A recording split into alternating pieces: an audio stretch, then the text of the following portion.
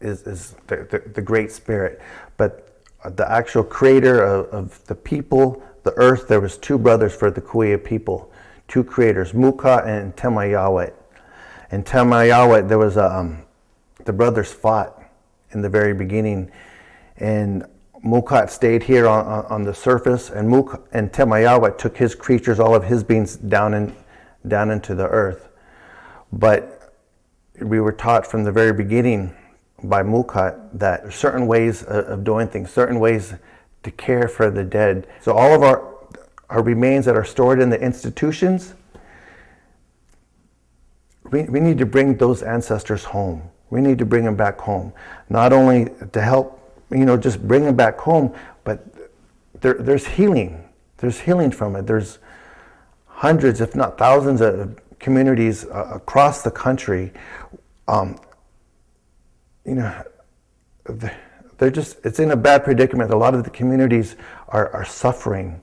There's sickness. They're in poverty. But by bringing these remains home, this will help us to stand stronger. Help us, give us that strength, knowing that we did something right. So we want to, I'm talking to all of you out there that, that to have our human remains and other objects stored inside these institutions, inside these museums, or wherever it may be, that is not the right place. We need to bring them back home, put them back in the ground. And I know some people have, my elder Albino Siva, he passed away several years ago, but he said that, a lot of these instruments, a lot of these remains, by digging them up, that there's this, it's like a disease, and it'll carry forward inside the institutions and amongst the family members if they don't receive the proper burial, and then just the final interment. If they don't get that, the people will be sick. This is so important, extremely important, to bring our ancestors home, to carry them back home with love and honor. I'm Cahuilla, I'm from Agua, Caliente.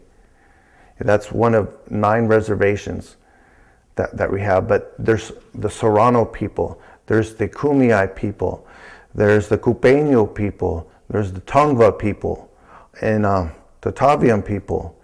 We want to, and we all work to support one another, all work, and we all honor and respect one another.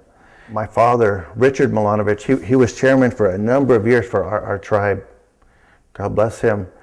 He was real adamant in bringing our ancestors home. He was taught that, to bring our ancestors home, meant, that the people they would feel good about who they are. They tried their hardest. They did what they could for their relatives. And it's up to every generation is different, but for each generation, we do the best that we can with the knowledge that we have and with the tools that we have.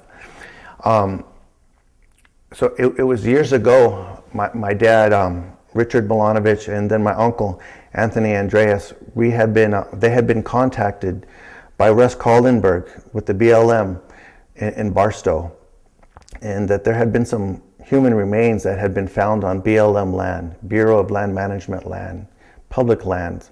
And these remains were being impacted, and the remains were coming up to the surface, and people were going around there, and they started to move rocks around. They started digging, and so to stop that, Kaldenberg asked my dad, the tribal chairman at the time, to come up and take these remains.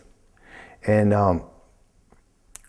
even before that, Russ had asked my dad, so what do we do about it? And Dad said, well, let's bring it back home to our reservation, and we have a secure area where there will never be any development at all, and they'll be safe there. And so we drove up one morning up to Barstow with my uncle, us 3, and we dug up the remains that were there that we could see on the surface, and we brought them back home.